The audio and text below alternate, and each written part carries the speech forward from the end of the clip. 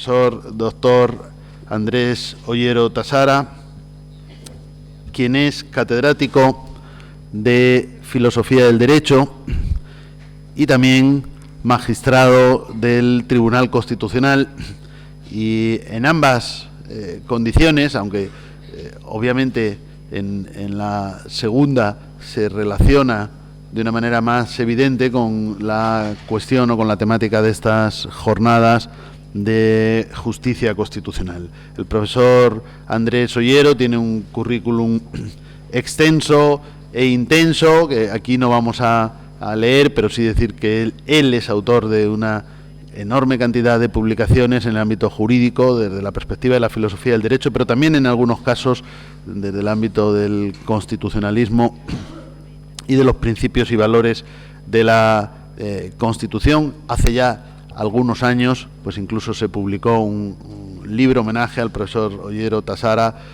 muy extenso, en el cual prácticamente toda la comunidad jurídica, o por lo menos en el ámbito de la filosofía del derecho, hicieron su aportación como reconocimiento a esta muy dilatada trayectoria investigadora. Y pues también desde hace algunos años es magistrado del Tribunal Constitucional Español y, por lo tanto, como dijimos ayer, desde el primer momento responde a la perspectiva que nosotros buscamos en estas jornadas de experto teórico, pero también conocedor práctico del Tribunal Constitucional.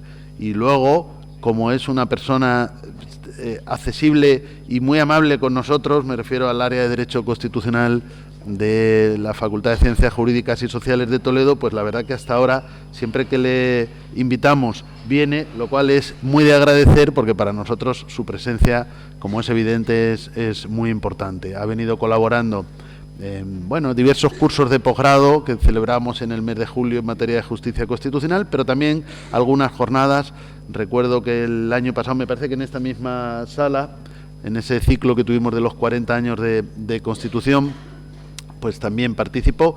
Y en este caso, pues hemos querido, como también mencionábamos ayer, conmemorar estos 40 años de Tribunal Constitucional. Bien es verdad que si hablásemos de la existencia del Tribunal Constitucional, el aniversario tendría que ser el año próximo, porque el Tribunal no se va a crear, no se va a componer, no se van a elegir sus magistrados hasta 1980, pero en realidad estamos conmemorando. Además, es curioso porque hoy es día 25, ¿verdad?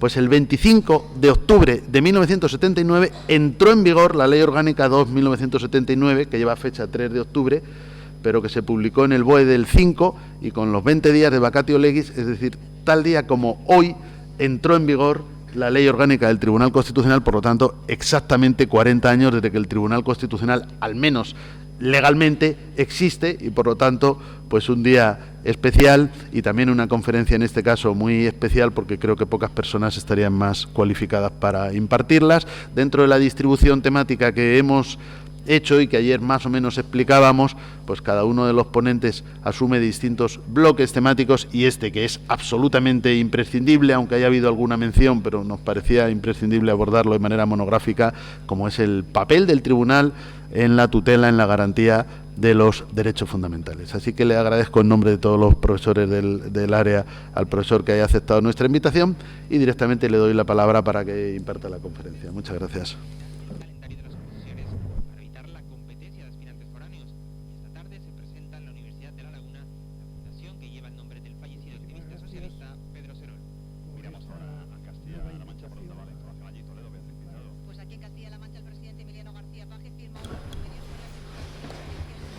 Parece que está encendido, ¿no? Sí. Se oye, ¿no? Bien. Vale. Muchísimas gracias por esta nueva invitación a participar en las actividades que se organizan desde el Departamento de Derecho Constitucional de esta universidad.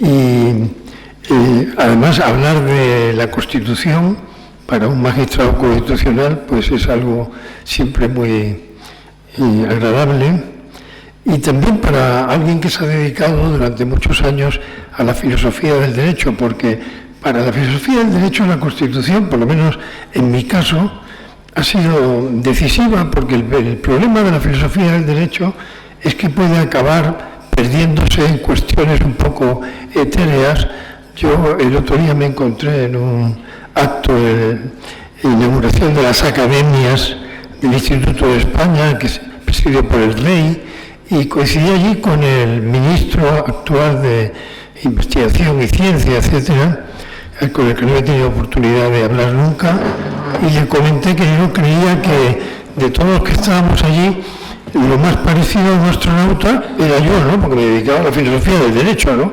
Que es un asunto un poco etéreo en general, ¿no? Y con la Constitución pues nos encontramos de pronto con todo un conjunto de derecho positivo, sobre todo el relativo a los derechos fundamentales precisamente, que se convierten para los que nos ocupamos de la filosofía del derecho en un campo enormemente interesante, sobre todo si además viene alimentado por la jurisprudencia del propio Tribunal Constitucional, ¿no?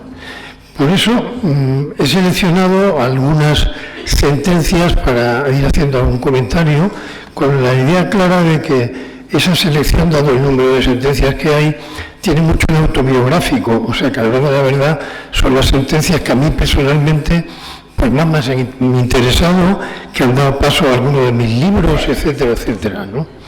Por tanto, ese es un poco el planteamiento.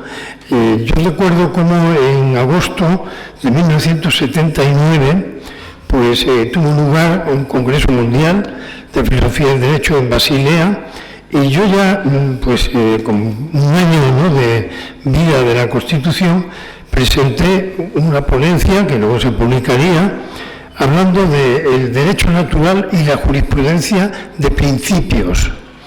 Con lo cual, pues ya la Constitución estaba presente en mis trabajos, ¿no? Y recientemente, por el contrario, pues en diciembre del 2018 tuve la oportunidad de participar en Roma en una sesión muy interesante, porque consistía en que un grupo de investigadores de Italia y de Estados Unidos tenían como punto de referencia a un magistrado del Tribunal Supremo de los Estados Unidos, a Samuel Alito, y con él pues 4 profesores, uno de ellos tuve la suerte de ser yo, pues dialogábamos por él, sobre todo sobre el papel de la tradición y de la globalización dentro del control de constitucionalidad. Bien, pues vamos entonces a ir viendo algunas sentencias interesantes sobre el particular, ¿no? Ya estamos aquí con una sentencia, como pueden ver, es de 1981, que es prácticamente el arranque del tribunal, y ahí, a propósito de un problema, como ven, de igualdad, pues hay un voto particular discrepante del profesor Díez Picazo, que era uno de los magistrados iniciales del tribunal, en donde pues él planteaba que el intento de controlar el respeto al principio de igualdad, que como saben figura en el artículo 1.1 de la Constitución como uno de los valores superiores del ordenamiento, pues él veía un peligro ahí, y es que el intento de controlar la constitucionalidad desde ese punto de vista diera paso a un control valorativo de la justicia de las soluciones legislativas. Y él entendía que eso no era competencia del tribunal, ¿no? Y añadía que la referencia a la naturaleza de las cosas, al carácter razonable y a otros parámetros semejantes a los que se suele recurrir para delimitar la igualdad, permite una fácil inclinación hacia el justnaturalismo, que debe ser cuidadosamente evitado por una jurisdicción constitucional. He elegido esta sentencia porque, como mi contribución hablaba de derecho natural y jurisprudencia de principios, podría pensarse que esa alusión al derecho natural era una cosa un poco desfasada y ya superada, pero ya se ve que los propios magistrados del Constitucional pues, se preocupan de esa cuestión, ¿no? El asunto es en qué medida es posible separar lo que es un juicio de constitucionalidad pues de cuestiones que tienen que ver con lo razonable. Yo creo que si a la jurisprudencia constitucional le quitáramos el término razonable que hay en ellas, pues que es absolutamente continuo, ¿no? Y pues es muy difícil que se lleve a la práctica un control de constitucionalidad sin preocuparse de lo que es o no razonable, ¿no? Por tanto, yo creo que esa es un poco la primera dificultad del asunto, ¿no?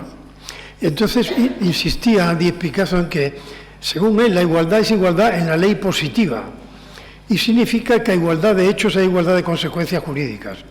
Por ello, no es posible reducir cada uno de los supuestos de hecho de una norma a un principio general del derecho no expresamente formulado por la ley para decidir la igualdad en él y con arreglo a él, porque entonces no se trata de igualdad ante la ley, sino de igualdad ante los principios, cosa que a quien esto escribe le parece perfecta en términos valorativos. Una vez más nos saldríamos de lo que sería la ciencia jurídica, pero no como aplicación del artículo 14 de la Constitución. Claro, esto en el fondo es todo el problema de siempre del positivismo y el justnaturalismo, ¿no? O sea, realmente ese planteamiento, que es claramente positivista, es viable, porque aquí ya el problema no es, como fue en la posguerra mundial, pues la crítica al positivismo por sus presuntas consecuencias nefastas, ¿no? La experiencia nazi, etcétera, sino que aquí lo que se trata es más bien de plantear si el positivismo es viable o si realmente lo que hacemos en la práctica inevitablemente no tiene mucho que ver con el positivismo, ¿no? Entonces, ahí salen a reducir también los principios. El positivismo era muy normativista. El derecho se decía, y digo que se decía porque me parece que ya no tiene mucho sentido decirlo, pues es un sistema de normas.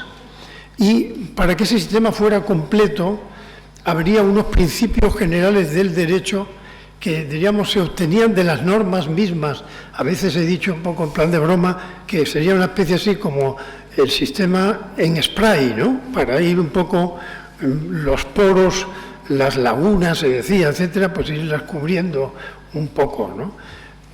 Yo creo que eso está superado porque en nuestra Constitución hay unos principios que no son principios generales del derecho. No los hemos obtenido de las normas positivas, sino que son principios prelegislativos, por tanto, y que tienen que ver más bien pues, con unas exigencias jurídicas aún no todavía formuladas o que hay que tener en cuenta a la hora incluso de interpretar las normas positivas mismas, ¿no? O sea que ahí es un gran problema de la filosofía del derecho reflejado ya en una de las primeras sentencias del Tribunal Constitucional. Con la igualdad tiene que ver también, y esto es un asunto que me llamó mucho la atención y que le dediqué un libro en 2 ediciones sucesivas, la segunda más amplia que la primera, y es el principio de igualdad en la aplicación de la ley. Porque con frecuencia se habla de igualdad ante la ley. Pero claro, una ley puede perfectamente haber enfocado un problema tratando de un modo igual a todos los ciudadanos. Pero si luego el que aplica la ley, pues resulta que en 2 casos iguales da soluciones distintas, de poco sirve esa igualdad ante la ley, ¿no? Con lo cual se produce un desdoble en el fondo de igualdad en la ley. El legislador lo ha hecho bien y no ha discriminado a nadie, y igualdad en la aplicación de la ley, que habrá que ver si realmente el que aplica la ley lo hace adecuadamente, ¿no? Es un problema que además dio lugar a toda una serie de sentencias pues muy interesantes, ¿no? Y que una vez más pues hace ver cómo el aspecto judicial, por ejemplo, pues tiene una enorme importancia a la hora de hablar de la constitucionalidad, porque la constitucionalidad no está solo en las normas, tiene que estar también en la aplicación de esas normas, y por eso el Tribunal Constitucional va a controlar también las sentencias de la jurisdicción ordinaria, incluido la del Tribunal Supremo, ¿no? También pues tiene relación con la igualdad el problema de la discriminación. Voy poniendo ahí algunas sentencias como punto de referencia, ¿no? La doctrina del Tribunal Constitucional Español, estamos en el 82 ahora, pues concuerda con la establecida por el Tribunal Europeo de Derechos Humanos, del Consejo de Europa, no de la Unión Europea, del Consejo de Europa, que es mucho más, muchísimos más países, en sus sentencias a propósito de una interpretación de los artículos 11 y 14 de la Convención Europea, cuando están el debate problemas de posible discriminación, en este caso entre organizaciones sindicales, y se afirma que la igualdad de trato es violada si la desigualdad está desprovista de una justificación objetiva y razonable. Ya tenemos una vez más aquí lo razonable. Ya dije antes que sin lo razonable el control de constitucionalidad es un asunto confuso, ¿no? Entonces tiene que haber una justificación objetiva para que haya un tratamiento desigual que, sin embargo, no sea anticonstitucional.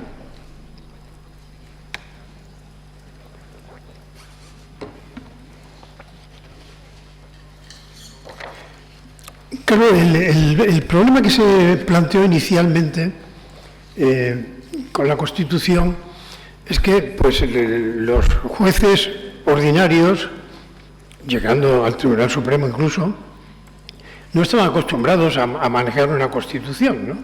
Entonces, por ejemplo, en algún caso, como este del año 1982, esto es una sentencia de la que fue ponente el profesor Tomás y Valiente, que, como saben, fue asesinado por ETA luego en el propio despacho de su facultad, cuando ya había abandonado el tribunal.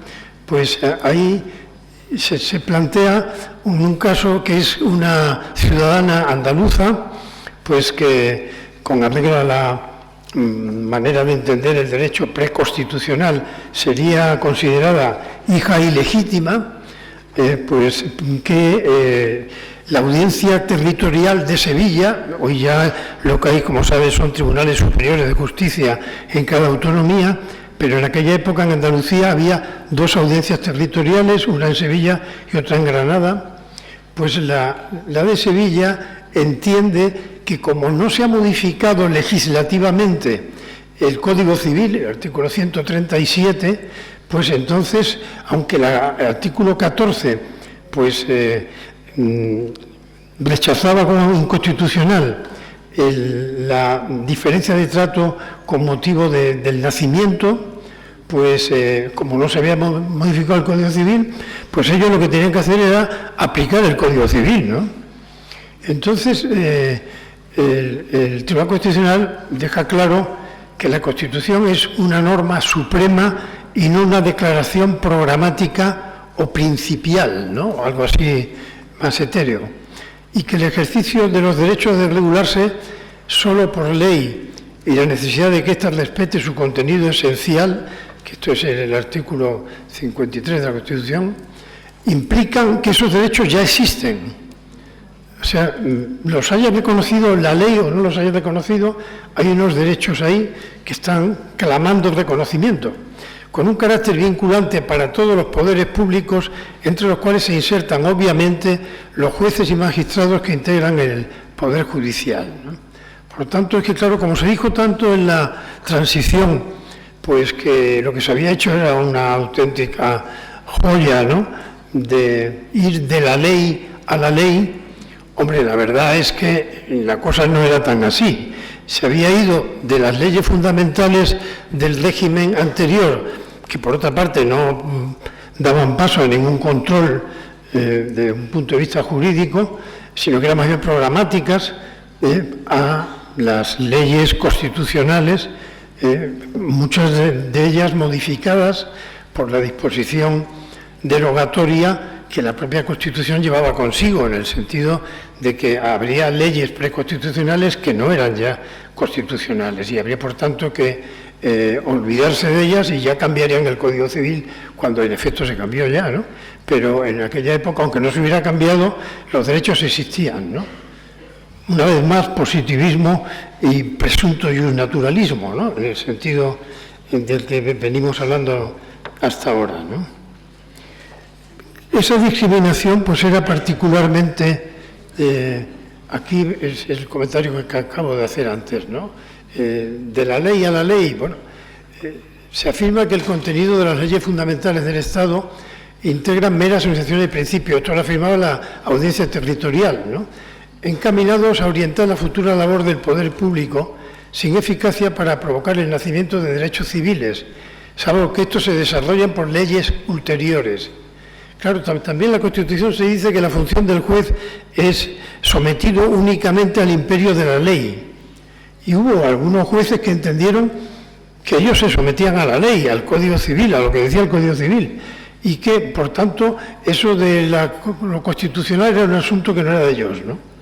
Cuando realmente los primeros aplicadores de la Constitución son los jueces ordinarios, interpretando las leyes en el contexto de la Constitución e incluso planteando cuestiones de constitucionalidad al tribunal cuando tengan duda de la constitucionalidad de la norma que tienen que aplicar, ¿no? Y por tanto esa dicotomía entre leyes fundamentales, las anteriores a la Constitución, y leyes ulteriores, pues se está realizando basándose, dice al final, en criterios ya periclitados. O sea, aquí la Constitución tiene unos derechos y unos principios, los haya reconocido el legislador ya o no. Eso sería un elemento secundario. Bien, esa igualdad que cuando no se respeta da paso a la discriminación era particularmente frecuente en cuestiones relacionadas con la diferencia de sexo, ¿no? También he dedicado algún libro al asunto, ¿no? La igualdad que el artículo 14 se refiere, seguimos en el 82, es la igualdad jurídica o igualdad ante la ley, que no comporta necesariamente una igualdad material o igualdad económica real y efectiva. Significa que a los supuestos de hecho iguales deben serle aplicadas unas consecuencias jurídicas que sean iguales también, y que para introducir diferencias entre los supuestos de hecho tiene que existir una suficiente justificación de tal diferencia que aparezca al mismo tiempo como fundada y razonable, una vez más lo razonable, de acuerdo con criterios y juicios de valor generalmente aceptados. Por tanto, hay una diferencia de trato, además en este caso, pues relacionada con la diferencia de sexo, y como consecuencia, pues hay que plantearse si hay un fundamento objetivo y razonable para justificarla. Ahora, ¿cómo sabemos lo que es objetivo y razonable? Pues según se dice aquí, serían unos juicios de valor generalmente aceptados. Por tanto, no es una norma escrita que nos diga cómo se arregla la cuestión, sino unos juicios de valor generalmente aceptados. Ya veremos en qué medida se mantiene ese planteamiento o se va perfilando un poco más, ¿no? Porque, por ejemplo, se plantea un problema en relación con el trabajo de las enfermeras en domingo en un hospital de Cataluña, y en el que las enfermeras que trabajan en domingo cobran todas sus horas de trabajo de ese día como horas extraordinarias, mientras que, sin embargo, los enfermeros, pues no, cobran sus horas de trabajo ese día, pues igual que cualquier otro día, ¿no? Entonces, esto da la impresión inicial de que incluye una discriminación, curiosamente, perjudicial para el género masculino, más que para el femenino, ¿no? Claro, realmente la sentencia en cuestión nos hará ver que eso es una pura apariencia, ¿no? Porque según eso, realmente la discriminación por razón de sexo realmente se daba sobre todo en los viudos. ¿Por qué? Pues porque si una mujer enviudaba, tenía una pensión de viudedad inmediatamente, ¿no? Mientras que, sin embargo, el viudo tendría que demostrar que necesitaba ese dinero para poder funcionar, ¿no? Por tanto, se está discriminando al viudo, ¿no? Mire usted, el problema es más radical. Aquí lo que ocurre es que, ¿por qué la viuda tiene siempre pensión? Porque se da por hecho que la viuda no trabaja. O sea, en aquella época, pues, y es bueno que podamos decir en aquella época, pues resulta que una mujer joven, por ejemplo, se quedaba viuda y se decía, la pobre se ha tenido que poner a trabajar, ¿no? porque se daba por hecho que no trabajaba, ¿no? Entonces, claro, pues la discriminada era la mujer, obviamente, vamos, o sea, no el género masculino precisamente, ¿no? Bueno, pues ahí se ahonda en este tipo de posibles discriminaciones, ¿no? Es más, siguiendo con esa desigualdad de trato, nos encontramos con un asunto muy curioso. Bueno, aquí hay que ver si decía el Tribunal Ordinario, vuelvo al tema anterior, que la protección de la mujer, dice el Constitucional, por sí sola no es razón suficiente para justificar la diferenciación de trato, ¿no? El problema no es, dice, la conformidad de la solución jurídica con las convicciones o creencias actuales, que es a lo que se puede llamar actualidad. Antes había dicho el tribunal que eran los juicios de valor generalmente aceptados, ¿no? Pues ahora nos está diciendo una cosa distinta. Nos está diciendo que no es la conformidad de la solución jurídica con las convicciones o creencias actuales, que es a lo que se puede llamar actualidad, sino su conformidad con la Constitución. Porque claro, la Constitución tiene una dimensión también utópica, tiene una dimensión no de respetar las cosas como están, sino de cambiarlas. Y por tanto, pues, en el caso de la discriminación por razón de sexo, está claro que la Constitución va a ir en contra de convicciones y creencias muy arraigadas, que son las que justifican la discriminación de la mujer, ¿no? En ese sentido, no puede en modo alguno olvidarse la eficacia directa e inmediata de la Constitución como norma suprema del ordenamiento, sin necesidad de esperar a que resulte desarrollada por el legislador ordinario, en lo que concierne a los derechos fundamentales y libertades públicas. Bien, pues aquí tenemos otro ejemplo, estamos en el 83 ahora, pues la Telefónica era entonces la única compañía que se ocupaba de esas comunicaciones, ¿no? Y curiosamente, las trabajadoras de la Telefónica eran todas mujeres, ¿no? O sea que las señoritas del 09 se llamaban entonces, porque había que marcar el 09 para pedir una conferencia. Había que pedir conferencias y tal, y esperar pues el tiempo necesario. Pues, ¿qué ocurría? Que cuando se casaba una trabajadora de Telefónica, estaba obligada a pedir una excedencia, y la compañía le daba una dote para que la utilizaran para su matrimonio, ¿no? Llegó a darse el caso de una trabajadora de este tipo que acude al Tribunal Constitucional protestando porque ella quiere que le den esa dote, ¿no? Mientras que el Tribunal Constitucional dice, no, usted siga trabajando. Porque claro, eso es una discriminación. El personal masculino, se dice ahí, el personal masculino pues se casa y no deja de trabajar, ¿no? Se da por hecho que es el que trabaja de la familia, los demás. Mientras que, sin embargo, había una excedencia obligada, ¿no?, para las trabajadoras de la Telefónica. Bueno, esto ha cambiado mucho ya. Ahora la Telefónica se dedica a televisar partidos y esto, pero en fin, el asunto estaba como estaba, ¿no? Bien. Bueno, hay una cuestión que tiene menos que ver directamente con los derechos fundamentales, que es la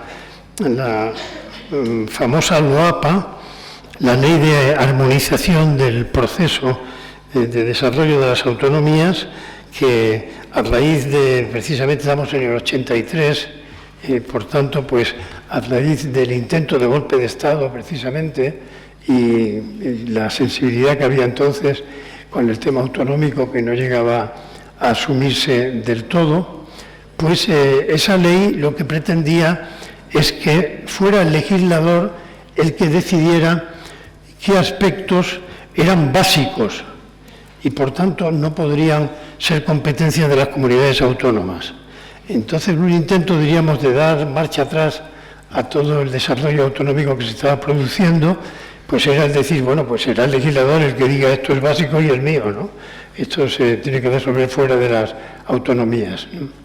Entonces, la LOAPA, a pesar de que es apoyada por UCD y PSOE, que en aquella época eran prácticamente todas las cámaras son una mayoría aplastante, pues sin embargo el Tribunal Constitucional declara inconstitucional esa ley. Porque las Cortes, dice el legislador, no pueden colocarse en el mismo plano del poder constituyente, realizando actos propios de éste, salvo en el caso en que la propia Constitución les atribuya alguna función constituyente.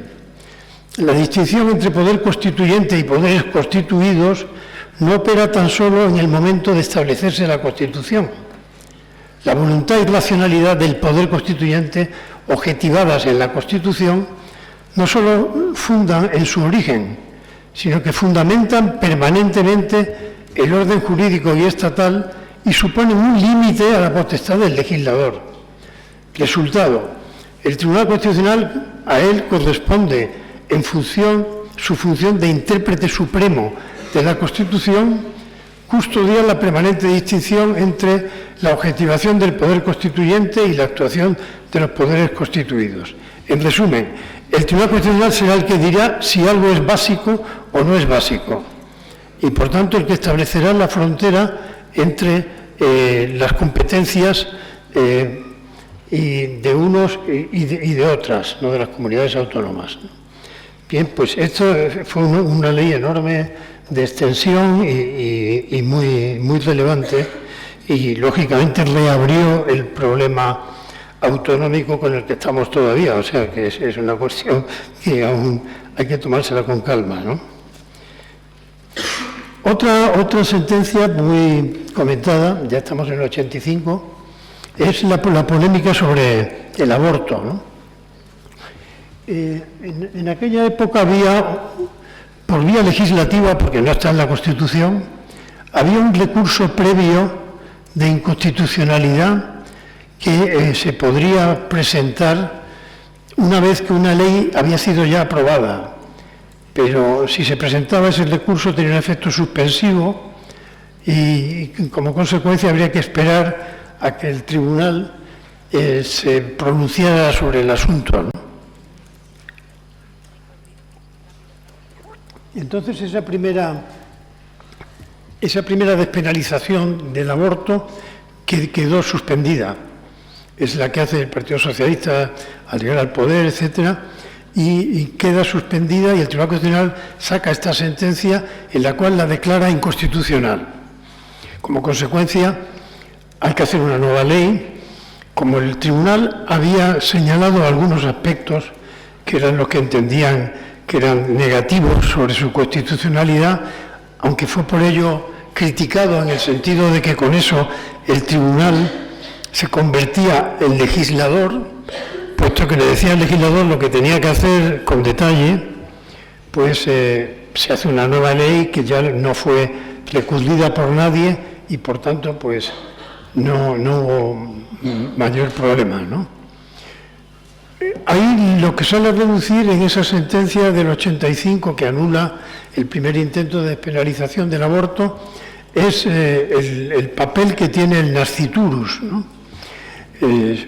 Ahí en el texto inicial del anteproyecto de la Constitución se hablaba de que toda persona tiene derecho a la vida, pero luego posteriormente precisamente los defensores del nasciturus temen que se diga que el nasciturus no es persona y como consecuencia, por tanto, que habría aborto, ¿no? Que se había dicho inicialmente que no iba a ser posible, ¿no? Y entonces el tribunal no reconoce al nasciturus como persona, pero dice que está protegido por el artículo 15 de la Constitución, derecho a la vida, aun cuando eso no permite afirmar que sea titular del derecho fundamental. Pero la vida del nasciturus se considera un bien jurídico constitucionalmente protegido por el artículo 15. Esta protección implica dos obligaciones para el Estado. Una, la de abstenerse de interrumpir o de obstaculizar el proceso natural de gestación. Y otra, que es la decisiva, porque la anterior es una cosa un poco teórica, ¿no? La de establecer un sistema legal para la defensa de la vida que suponga una protección efectiva de la misma y dado el carácter fundamental de la vida, incluya también como última garantía las normas penales. Esto es lo que va a establecer. Ahora, ahí realmente lo que ha pasado es que se ha afirmado que hay seres humanos que no son personas. Y claro, pues eso es un asunto que ahí queda y que es bastante difícil darle luego marcha atrás, ¿no? Porque al fin y al cabo un bien jurídico, lo de bien suena siempre a objeto, no a sujeto. El sujeto sería el sujeto titular del derecho, sino un objeto muy valioso, tan valioso que cabe incluso recurrir a las normas penales para defenderlo, pero en el fondo es una cosa, para entendernos, ¿no? Y como consecuencia acabará siendo tratado como una cosa, como ya he sabido, ¿no? Es una sentencia, por tanto, que tuvo en ese momento bastante importancia. Pero volviendo a la igualdad y sin salir del embarazo, pues en esta sentencia ya en el 88 sale a relucir otro aspecto de la igualdad. El artículo 9.2 de la Constitución impone a los poderes públicos la obligación de promover las condiciones para que la libertad e igualdad del individuo y de los grupos en que se integran sean reales y efectivas, superando el más limitado ámbito de una igualdad meramente formal.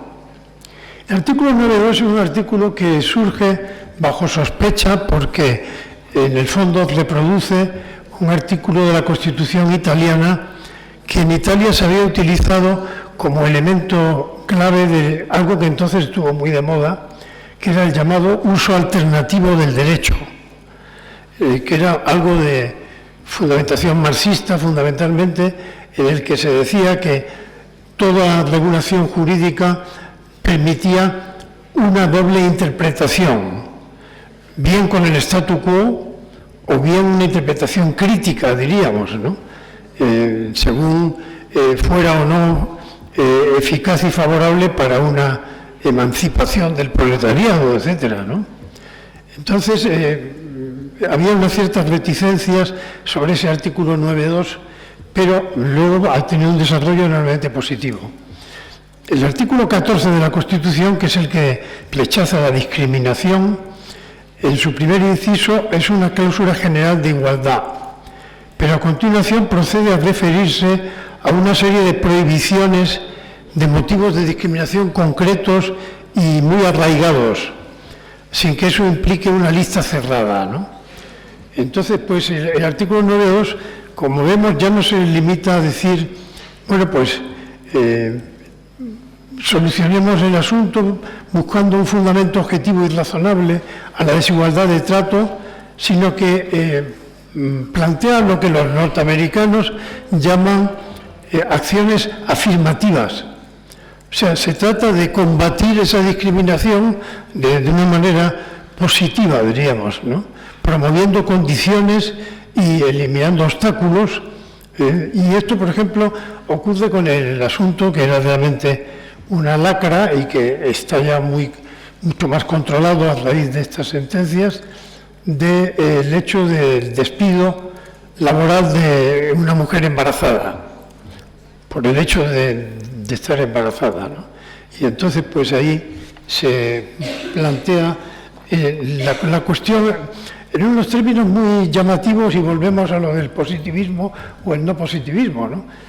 La norma que había contemplaba un contrato de prueba, un contrato laboral de prueba, según el cual en un plazo relativamente corto, tanto el empresario como el trabajador podrían resolver el contrato laboral sin explicación alguna, ¿no? Sin tener que justificar nada. Lógicamente el que acababa haciendo era el empresario casi siempre, porque el ciudadano, pues a no ser que tuviera otra posibilidad más rentable, pues no se le iba a plantear, ¿no? Entonces, pues ahí el juez aplica, en plan positivista, aplica la norma y dice, aquí dice que se puede resolver el contrato sin necesidad de justificar nada. Pues muy bien, el empresario ha resuelto el contrato en el periodo de prueba porque no le ha parecido bien cómo trabaja esa ciudadana y se acabó. Esto es lo que hay porque eso es lo que dice la norma positiva. Pero el Tribunal Constitucional va a decirle que no, que eso no es así, porque entiende que el juez, no el empresario, el juez ha vulnerado el derecho de igualdad de la ciudadana en cuestión. ¿Por qué? Pues porque el juez debía haberle, en contra de lo que dice la norma positiva, debía de haberle dicho al empresario que explique qué razón distinta del embarazo le ha llevado a resolver el contrato en cuestión. No lo hizo y, por tanto, ha vulnerado el derecho a la igualdad de la ciudadana, ¿no? Con lo cual, una vez más, vemos cómo la Constitución incluso a veces obliga a interpretaciones contralegen en la medida en que esa ley pues sea inconstitucional. Como consecuencia, pues en este caso, la ciudadana pues sigue trabajando en la misma empresa.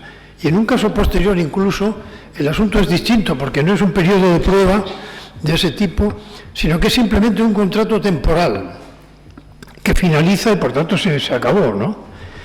Y la trabajadora pide una prórroga, que se le vuelva a contratar, ¿no? Y le dicen que no, y ella dice que es porque está embarazada. Entonces el tribunal también interviene y obliga a que se repita la contratación, en contra de lo que dice la norma positiva, ¿no? Creo que eso es interesante y es todo fruto del artículo 9.2, en ese sentido de eliminar obstáculos y de promover condiciones, etcétera, etcétera, que ahí juega un papel bastante relevante. Y en el fondo pues estamos ante cosas parecidas a las affirmative action, ¿no?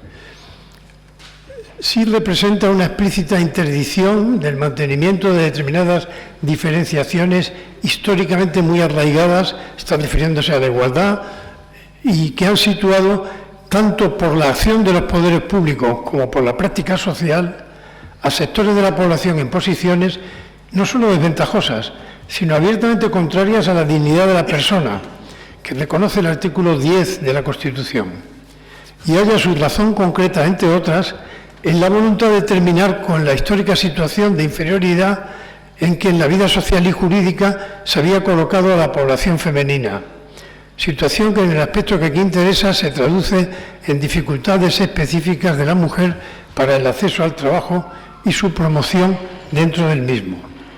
Como ven, pues desde hace ya 30 años, ¿no? Pues ya había una jurisprudencia constitucional bastante progresista, diríamos, en este sentido, ¿no? Porque si no, puede parecer que es esto de la ideología de género actual lo que está moviendo el asunto. Esto viene de mucho antes, ¿no? Continuamos entonces y nos encontramos con otra variable que tiene que ver con la igualdad una vez más. Y es la existencia, estamos en el 91 ya, de discriminación indirecta. La discriminación indirecta significa que aparentemente desde el punto de vista formal pues el trato es igualitario, pero sin embargo a la hora de la verdad pues en sus efectos prácticos resulta que hay un trato discriminatorio. Esto pues hay varias sentencias sobre el particular, entre otros pues una vez más de un hospital, la diferencia de trato entre peones y limpiadoras. Entonces resulta que los peones cobran más que las limpiadoras. Hombre, cuando uno oye hablar de peones, pues se imagina que debe ser un señor forzudo y tal, y que es capaz de coger un piano y subirlo a la 5ª planta, ¿no? Pero mientras que la limpiadora pues quita el polvo así con delicadeza, ¿no?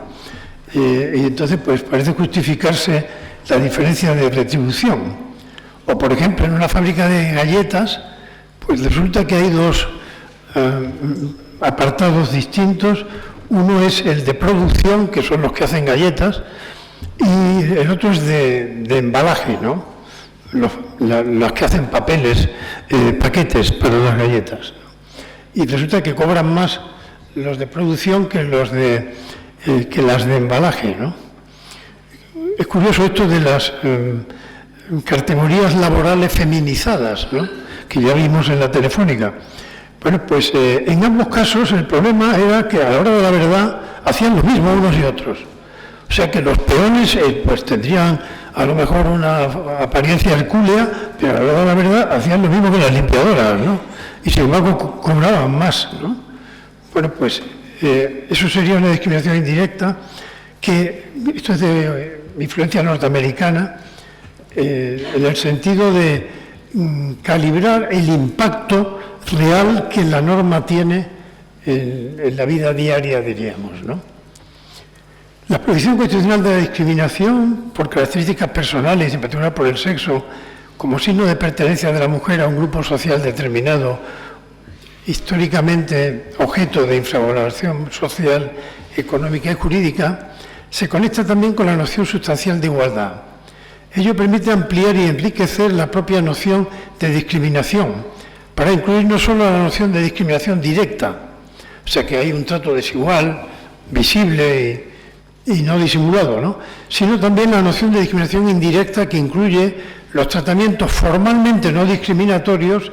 Parece que hay una razón para pagar de modo distinto, pero que las diferencias fácticas que tienen lugar entre los trabajadores de diversos sexos tienen unas consecuencias desiguales, un impacto, por tanto, perjudiciales por un impacto diferenciado y desfavorable de tratamientos formalmente iguales. Por tanto, ahí se va a exigir al juez que profundice en ese asunto y no se limite simplemente a, de un modo abstracto, determinar si hay un fundamento objetivo y razonable, sino ir más allá. Ello implica que cuando ante un órgano judicial se invoque una diferencia de trato basada en las circunstancias que el precepto considera discriminatorias, en este caso el sexo, y tal invocación se realice precisamente por una persona perteneciente al colectivo tradicionalmente castigado por esa discriminación, las mujeres, el órgano judicial no puede limitarse a valorar si la diferencia de trato tiene en abstracto una justificación objetiva y razonable. Volvemos a lo razonable. Sino que debe entrar a analizar en concreto si lo que aparece como una diferenciación formalmente razonable no encubre o permite encubrir una discriminación contraria al artículo 14. Si el que fabrica galletas y la que empaqueta están haciendo lo mismo, es un trabajo, diríamos, del mismo valor, pues no tiene ningún sentido que las retribuciones sean distintas, ¿no? Y no digamos nada de lo de los peones y las limpiadoras, y resulta que luego el peón lo que viene a hacer es prácticamente lo mismo que hace la limpiadora. A todo esto, y yo creo que eso quizás ya se ha tratado en alguna sesión anterior, asistimos al bautizo de un nuevo derecho fundamental, en el año 93, ¿no? Y ahí nuestra Constitución ha incorporado una nueva garantía constitucional como forma de respuesta a una nueva forma de amenaza concreta a la dignidad y a los derechos de la persona, de forma, en último término, no muy diferente a cómo fueron originándose e incorporándose históricamente los distintos derechos fundamentales. O sea, todos los derechos fundamentales han nacido en algún momento histórico. Por tanto, no hay que extrañarse de que de pronto ahora surja uno nuevo como consecuencia del artículo 18 de la Constitución, que se ocupa del honor y la intimidad, pero que en su epígrafe cuarto se refiere a los peligros que pueden derivar de la informática, no solamente a la hora de preparar el PowerPoint, sino también en general, el conocimiento de aspectos personales, los datos, la protección de los datos, etcétera, etcétera, ¿no? En este presente caso estamos ante un instituto de garantía de otros derechos, fundamentalmente el honor y la intimidad, pero también de un instituto que es en sí mismo un derecho o libertad fundamental. Pero además es un derecho o libertad fundamental muy peculiar, porque la protección del honor y la intimidad es algo puramente defensivo, diríamos, y en ese sentido negativo, ¿no? impedir la injerencia de los poderes públicos o de los particulares en determinados ámbitos personales. Mientras que en este caso es algo positivo lo que se plantea, puesto que se reconoce la existencia de un poder de control por parte de los ciudadanos respecto a los datos suyos de los que se tiene noticia, ¿no? Bien los poderes públicos o bien ciudadanos, ¿no? Por ejemplo, esta sentencia surge como consecuencia de un ciudadano vasco pues que pide al gobernador civil, que había entonces esa figura, le dice que le comunique qué datos tienen los poderes públicos sobre su persona, ¿no? Y el gobernador civil le dice que lo siente mucho, pero que él no tiene dinero para poder dedicarse a dar esa información a los ciudadanos, ¿no? El tribunal pues va a decir que los derechos fundamentales no dependen del dinero que tenga el gobernador y tal. Bien, el asunto es un poco discutible, sin duda, pero va a entender que el ciudadano tiene que poder controlar los datos, ¿no? Es un derecho a la libertad frente a potenciales agresiones a la dignidad y a la libertad de la persona provenientes de un uso ilegítimo del tratamiento mecanizado de datos, lo que la Constitución llama la informática. Bueno, pues hoy día uno entra online en un periódico y lo primero que sale es un asunto que parece que le va a proteger mucho, ¿no? Y que dice, bueno, pues que tenemos presente el tema de la protección de datos y tal, pero si usted quiere seguir leyendo tiene que dar aquí al botón. Le damos al botón y de ahí sale luego un algoritmo por el cual empezamos a recibir publicidad. Saben perfectamente qué compramos, qué no compramos, de qué equipo somos, de tal, un lío, ¿no? Entonces, pues todo eso hace que seamos menos libres de lo que pensamos, ¿no? Y este, pues es un nuevo derecho fundamental que va a ocuparse de esos problemas, ¿no? Como señala el Ministerio Fiscal, la garantía de la intimidad adopta hoy un contenido positivo, no meramente defensivo, ¿no? En forma de derecho de control sobre los datos relativos a la propia persona. La llamada libertad informática, bueno, eso se toma de la terminología italiana. Realmente ahora se utiliza quizás más la alemana como autodeterminación informativa. En fin, la llamada, como lo llamemos, es un derecho a controlar el uso de los mismos datos insertos en un programa informático. Entonces, así como hay un habeas corpus, que es ir a un juez en la medida en que uno haya sido detenido para que el juez pueda protegerlo, pues un habeas data, o sea, también los datos tienen que estar protegidos. Por ejemplo, la propia administración pública que tiene nuestros datos no puede cruzarlos para utilizarlos para algo distinto de lo que motivó su recogida, ¿no?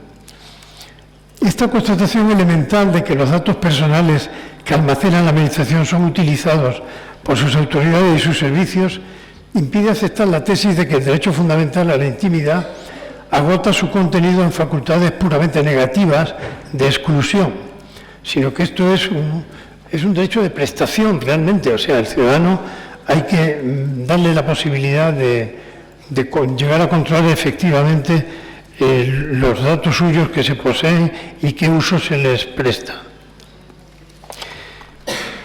Bueno, todo esto, como saben, la protección de los derechos fundamentales pues está contemplada en la Constitución y salía a relucir pues la existencia del recurso de amparo, ¿no? El recurso de amparo, dice el artículo de la Constitución, que hay un procedimiento pues particularmente rápido, etcétera, por parte de la jurisdicción ordinaria a la hora de proteger los derechos fundamentales. Pero en su caso, no se dice cuál es su caso, en su caso, pues cabría también acudir al Tribunal Constitucional en recurso de amparo. ¿Qué ocurrió? Pues ocurrió que esto acabó siendo entendido por el ciudadano medio y sobre todo por los abogados, que son los que al final van a representarlo, pues como una nueva instancia judicial. O sea que hemos ido primero a un juzgado unipersonal, luego hemos ido a un órgano judicial colectivo, a lo mejor hemos llegado hasta el Tribunal Supremo, pero aún nos queda el amparo, ¿no? Y luego nos queda Estrasburgo, ¿no? O sea que el asunto que para el abogado es un horizonte muy prometedor, ¿no? Pero que el resultado fue pues, que llega un momento en que hay 11.000 recursos de amparo en un año, ¿no? Y que eso significa que el 95% de la actividad del Tribunal Constitucional está dedicada a los amparos, con el resultado práctico de que a la hora de la verdad solamente se admiten, pues no llegan casi a un centenar, lo cual es un disparate total, ¿no? Entonces surge una ley nueva para intentar evitar esto. Y digo intentar porque no parece que se haya conseguido del todo. Y esa ley, pues, según nos explica la ley del 2007, según nos explica esta sentencia de 2 años después, el elemento más novedoso es que la caracterización más distintiva de la regulación del amparo, en este caso, es la necesidad de especial trascendencia constitucional. Eso quiere decir que si a uno le han vulnerado un derecho fundamental, no basta con eso para que pueda ir en amparo al Tribunal Constitucional. Tiene que justificar que eso, aparte de su problema subjetivo, tiene una especial trascendencia constitucional para mucha más gente, ¿no? De lo contrario será inadmitido, ¿no? Si no se aprecia esa especial trascendencia constitucional. Posteriormente, el Tribunal Supremo, que está siempre mirando mucho al Constitucional a ver qué hacen o dejan de hacer, pues ha puesto en marcha lo que se llama el interés casacional respecto a los recursos de casación ante el Tribunal Supremo, ¿no? Bien, con esto, pues actualmente, en lo que va de año, según mis datos, pues hay ya 6.000 recursos de amparo, o sea que tampoco se está regalando mucho la cuestión, porque a la hora de la verdad, admitidos, pues al fin de año no habrá más de 100, ¿no? Probablemente, ¿no? Porque incluso en ocasiones ni siquiera se intenta justificar el asunto, sino que simplemente, pues nada, el abogado no se ha dado cuenta o no tiene experiencia y deja en blanco la cuestión, ¿no? Bueno, entonces esto es ahora mismo algo discutido, sin duda. En relación con el artículo 53.2, hay una nueva configuración del recurso de amparo, toda vez que, en principio, tras la reforma llevada a cabo, la mera lesión de un derecho fundamental o libertad pública tutelable en amparo ya no es por sí sola suficiente para admitir el recurso, sino que es imprescindible, además, que se establezca esa especial trascendencia constitucional, lo cual supone una carga argumental para el recurrente para empezar, ¿no? Cabe apreciar que concurre, por ejemplo, el contenido del recurso de amparo a la especial trascendencia constitucional cuando en él se plantee una cuestión en la que este tribunal no ha sentado doctrina, ¿no? Por ejemplo, pues yo fui ponente de una sentencia de un farmacéutico que había esgrimido la objeción de conciencia para no tener en su farmacia la píldora del día después, ¿no? Entonces, bueno, pues eso era un asunto que no había doctrina y, por tanto, fue admitido ese recurso de amparo, pero otros muchos, pues no llegan a admitirse. En el fondo, se ha señalado, y creo que es cierto, que el recurso de amparo, que inicialmente era algo subjetivo, una posibilidad de una instancia más para un sujeto, se convierte en un recurso en interés de constitución.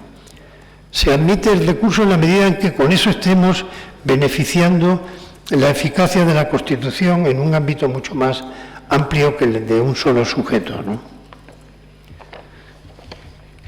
Bien, bueno, sentencias hay muchas, pero que tendré que ir ya acabando, cuando, como se le suele decir al que preside el debate, cuando uno está dispuesto a seguir un poco más. Pero, en fin, por lo menos voy anunciando mis buenos deseos. Bueno, el Estatuto de Cataluña ha sido muy comentado, es otra de las sentencias sin duda estelares, pero esto que va a salir de aquí no es el Estatuto de Cataluña, ¿no? Este sí. Entonces, pues ahí entra en juego un asunto curioso, que son las llamadas sentencias interpretativas. Y son sentencias en las que el Tribunal Constitucional dice, bueno, este asunto que se plantea, si se interpreta de este modo, es inconstitucional. Ahora, si se interpreta de otra forma, sí que sería compatible con la Constitución, ¿no? Pero claro, entonces ahí, en la sentencia del Estatuto de Cataluña, había un claro interés, aparte de una enorme división dentro del tribunal sobre el particular, había un claro interés de procurar, en lo posible, evitar inconstitucionalidades, que fueran las menos posibles. Y para eso se recurría a las interpretaciones conformes con la Constitución, interpretativamente entendidas así, ¿no? Por ejemplo, los términos nación y realidad nacional, que están presentes en el Estatuto, utilizados en el preámbulo, carecen de eficacia jurídica interpretativa, lo que, dada la especial significación de un preámbulo estatutario, así se dispondrá en el fallo. Y el término nacionales del artículo 8 del Estatuto es conforme con la Constitución, interpretado en el sentido de que dicho término está exclusivamente referido en su significado y utilización a los símbolos de Cataluña, definida como nacionalidad en el artículo 1 del Estatuto, e integrada en la indisoluble unidad de la nación española. Evidentemente, cualquier parecido entre esta interpretación y la que en este momento se está haciendo por instituciones como el Parlamento de Cataluña, pues es pura coincidencia, ¿no? Igualmente, pues, por ejemplo, otra sentencia interpretativa, otro pasaje interpretativo era decir que donde el Estatuto dice que el catalán es la lengua normal de la comunidad autónoma, es constitucional si se entiende que el catalán es una lengua normal de la comunidad autónoma. No es lo mismo la que una. O sea, eso es la diferencia entre un artículo determinado e indeterminado, pues se estudió en gramática. Yo, por lo menos, a los 9 años ya tenía eso resuelto, ¿no? Entonces, es una cuestión también que ha dado pie a todo tipo de problemas. Bueno, y para terminar, pues, aunque me quedan más, pero yo creo que ya está bien, esta sentencia sobre el tema de la laicidad y el laicismo. La cuestión va de que el Colegio de Abogados de Sevilla, yo soy sevillano, por cierto, por eso me llama la atención, pues dice en sus estatutos que es aconfesional, pero dice también que la patrona de la institución es la Santísima Virgen en el misterio de su concepción inmaculada, ¿no? Entonces, un abogado sevillano recurre diciendo que se ha vulnerado su libertad religiosa con esta cuestión, ¿no? Es curioso porque antes había habido una sentencia en Estrasburgo, la sentencia Lauzi contra Italia, sobre el asunto de la presencia de crucifijos en las escuelas públicas italianas. La señora Lauzi es de origen finlandés y dice que su hijo resulta traumatizado ante la presencia de un crucifijo en el aula.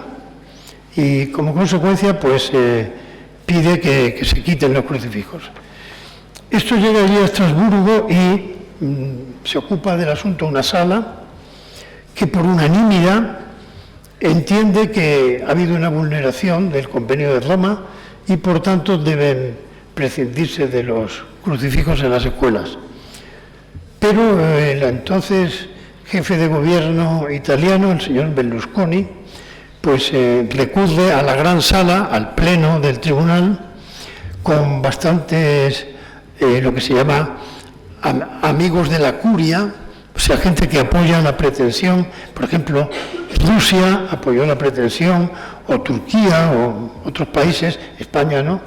Y entonces el tribunal ya en el pleno por una mayoría bastante considerable, entiende que el ámbito de interpretación que tienen los Estados miembros a la hora de interpretar el convenio, pues puede justificar que se entienda que en Italia, dada su cultura, etcétera, etcétera, pues se mantenga esa presencia de los crucifijos. Esa sentencia va a ser utilizada en esta otra, ¿no?, del 2011, en la cual pues hay primero unas reflexiones sobre el papel de los símbolos en la vida social. Debemos tener en consideración no tanto el origen del signo o símbolo como su percepción en el tiempo presente, pues en una sociedad en la que se ha producido un evidente proceso de secularización, es indudable que muchos símbolos religiosos han pasado a ser, según el contexto concreto del caso, predominantemente culturales, aunque esto no excluya que para los creyentes siga operando su significado religioso. Y en todo caso, y ahí está la clave de la cuestión, al final, la posibilidad de que la corporación asuma signos de identidad que, desprovistos de una significación religiosa incompatible con el artículo 16, fueran en su origen propios de una u otra confesión o de ninguna, es algo que solo a la corporación corresponde decidir democráticamente. O sea que a la hora de la verdad será el organismo el que decida democráticamente sobre el particular. Por ejemplo, hay otra sentencia anterior relativa a la Universidad de Valencia, que tenía desde siglos en el sello de la universidad la imagen de la Sede Sapientiae, una virgen, por tanto, y el claustro de la universidad acuerda eliminar esa figura en el sello de la universidad. El Tribunal Constitucional dice pues, que está en su derecho por la autonomía universitaria y por el hecho de haber sido decidido por los órganos habilitados al respecto. Bueno, hasta aquí este repaso que vengo haciendo. Quedan algunas más, por ejemplo, la misma de la objeción de conciencia, esta es la que me referí, y también alguna otra de una ciudadana que aborta desde un punto de vista programado, diríamos, porque le han hablado de la existencia de defectos congénitos en el feto, pero después de haber abortado pide que le entreguen el feto y se organiza un lío ahí sobre si se lo dan o no se lo dan, pero eso ya se puede preguntar luego. Muchas gracias por vuestra atención.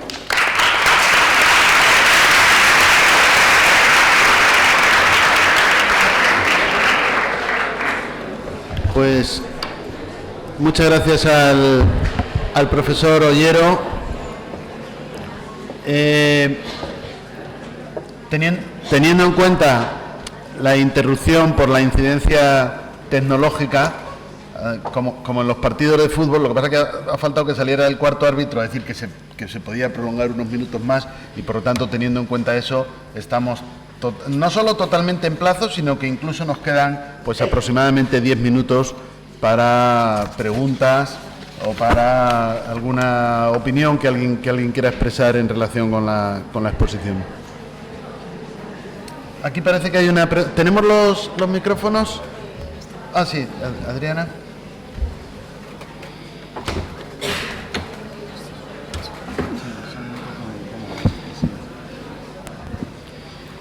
Bueno, más que una pregunta es una opinión, pero bueno, es una pregunta también con respecto a la exposición. Se me ha ocurrido con respecto a la sentencia 166 de 1988, en la que le dice el Tribunal Constitucional, le quita la razón al juez por aplicar la ley, ¿no?, porque se supone que no está concorde con un precepto constitucional. Pues se supone que los ciudadanos deben actuar conforme a la ley y para ello deben conocer la ley. No es excusa que no conozcan la ley para no actuar conforme a ella. Si la Constitución es la norma suprema de la ley y está escrita en términos generales para que sirva también de directriz para que se construyan el resto de las leyes, los ciudadanos deberían de conocer también la Constitución para poder actuar conforme a ella. Pero, sin embargo, la Constitución, por esta razón de que está escrita en términos generales, debe de ser interpretada por el Tribunal Constitucional y en sus sentencias es donde lo interpreta. Por lo tanto, tendría que pedirse a todos los ciudadanos de a pie que conocieran todas las sentencias del Tribunal Constitucional en las que va interpretando la Constitución para poder aplicarla de forma directa y actuar conforme a ella. Bueno, yo me temo que para los ciudadanos sería demasiado pedir eso, ¿no? Pero para los abogados que llevan la defensa del ciudadano, pues quizás no sea tanto pedir, ¿no? O sea que sí sería bueno que supieran lo que dice el Tribunal Constitucional, ¿no? Por lo menos a la hora de presentar recursos de amparo, ¿no? Porque si no, lo único que hace es complicar la vida. Pero sí, o sea, bueno, hay como sabe usted, hay una fórmula ya consagrada de que la ignorancia de la ley no excusa de su incumplimiento, ¿no? Bien, eso significa que todo ciudadano tiene que conocer todas las leyes, eso es imposible. Pero sí, bueno, que hay elementos de ayuda profesional para orientarle en ese sentido. En todo caso, lo que sí que conviene tener claro, porque volvemos a los temas de teoría del derecho, es que el derecho no es un conjunto de normas, ni siquiera un conjunto de normas y de principios, que ya es algo distinto, ¿no? Sino que el derecho es la interpretación de una norma o la interpretación de unos principios. Por lo tanto, interpretación hay siempre. O sea, eso es de la seguridad jurídica de la que se habla tanto, es bueno que uno se lo crea porque da mucha tranquilidad, pero desde luego a la hora de la verdad pasa como pasa en los exámenes, ¿no? Ahora, un examen oral, uno se sienta allí y aspira a salir vivo, ¿no? Como mucho, ¿no? Pero pues igual, ¿no? O sea, el que se sienta delante de un juez, la seguridad jurídica ya me la explicarán otro día, ¿no? O sea, porque el juez puede salir por aquí o por allá, ¿no? Según cómo interprete la norma. Por tanto, interpretación hay siempre. El que quiera tranquilizarse con la seguridad jurídica, pues estupendo, que le vaya bien, pero que tenga suerte y no tenga que examinarse, ¿no?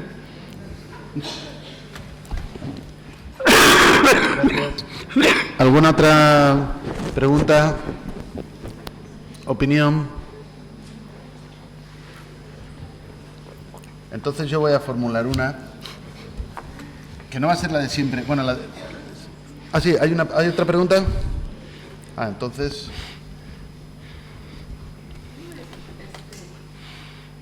Muchas gracias, profesor, por su conferencia. Y no es una pregunta, sino que a mí me admiró que en muchas sentencias desde los 80s existen a favor de la mujer, inclusive algunas son a favor, en contra del hombre, y eso a mí me impresionó bastante, dado la cultura española, dado la cultura de su historia, y eso me sorprende. ¿Por qué se ha dado eso? Porque no sé si en México tengamos esa cualidad de que la mujer prevalezca un poquito más que el hombre, nos es más difícil eso. A mí eso me sorprendió mucho de la cultura de estas sentencias. ¿Si hay alguna explicación a ello?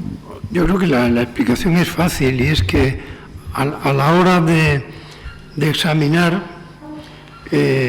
tratos desiguales existentes en el año 78, pues desde luego los más aparatosos eran los relativos al papel de la mujer en la vida social, ¿no? Y eran cosas que se habían arraigado con el tiempo, pero que eran bastante disparatadas.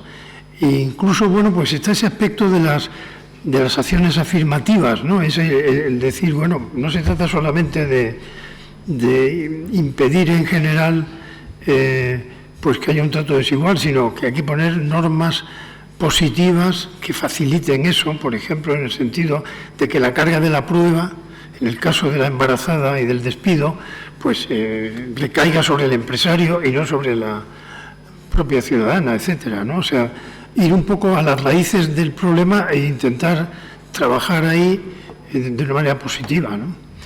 Yo creo que es que la situación de la mujer realmente pues era lo mismo ocurriría pues en Qatar o en cualquier país de esos si de pronto tuviera una constitución como Dios manda, ¿no? Pero aquí pasó eso, o sea que en el 78 estábamos un poco atrasados, ¿no? Gracias. Bueno, como todavía quedan 2 minutos y ya he tratado, pues entonces ya cedo mi turno al participante, que sería la última pregunta.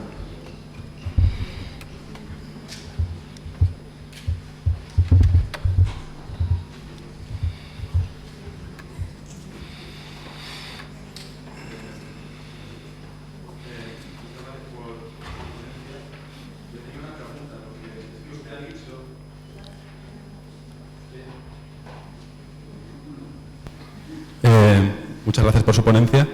Y yo tenía una duda porque usted ha dicho que para decidir lo que es objetivo y razonable hay que atenerse tanto a los juicios de valor generalmente aceptados y su conformidad con la Constitución. Y además hay que ir más allá con el efecto que tienen estos juicios en la sociedad. Y en el caso que ha dado usted del trabajador, el peón de trabajo, concretamente en la producción, el que hacía galletas y la persona que hacía el embalaje, ¿no? Y dice que el trabajo es un trabajo del mismo valor y que por lo tanto tendría que ser igualmente remunerado. Pero claro, ahí yo creo que hay clarísimamente un carácter de interpretación política, porque no se puede establecer objetivamente lo que es el valor, bueno, dependiendo de la ideología política. Entonces hay una ideología política, en este caso, por ejemplo, sí que es la marxista, que dice que las cosas tienen un valor determinado, y después hay otros tipos de ideologías políticas que dicen que no lo tienen. Entonces, ¿qué quiere usted decir con juicios generalmente aceptados cuando es generalmente aceptado para una corriente de la sociedad? Bien, esto ya no es por defenderme, pero quiero aclarar que he dicho que el tribunal dice eso. O sea que no es que sea el asunto una opinión personal, que por supuesto lo es también, pero bueno, pero fundamentalmente el valor que tiene en ese aspecto es que es el tribunal el que lo ha dicho. Esta idea del trabajo de igual valor, yo creo que entra en nuestro ordenamiento jurídico como consecuencia del influjo del derecho europeo, porque ahí ya se habían hecho ese tipo de planteamientos más reales, es decir, bueno, ¿hay un motivo para valorar más un trabajo que otro o no? En fin, es lo que se pretende en ese caso, ¿no?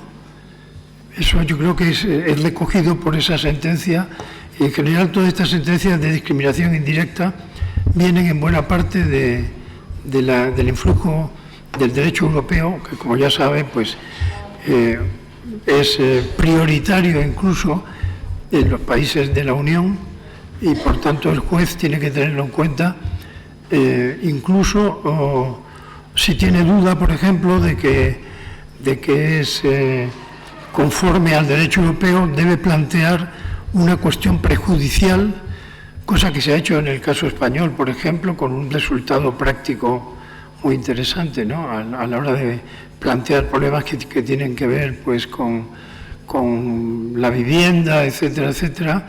Ha habido algún juez español que se ha dirigido a Luxemburgo, que es donde está el Tribunal de la Unión Europea. Estrasburgo está el del Consejo de Europa, y es fruto de esa jurisprudencia y de las directivas que emanan de la Unión Europea, que tienen que ser traspuestas luego al derecho español, pues entra en juego ese modo de plantear las cuestiones, ¿no? En el fondo es superar lo meramente formal y buscar en la realidad práctica que sí hay diferencias justificables o no.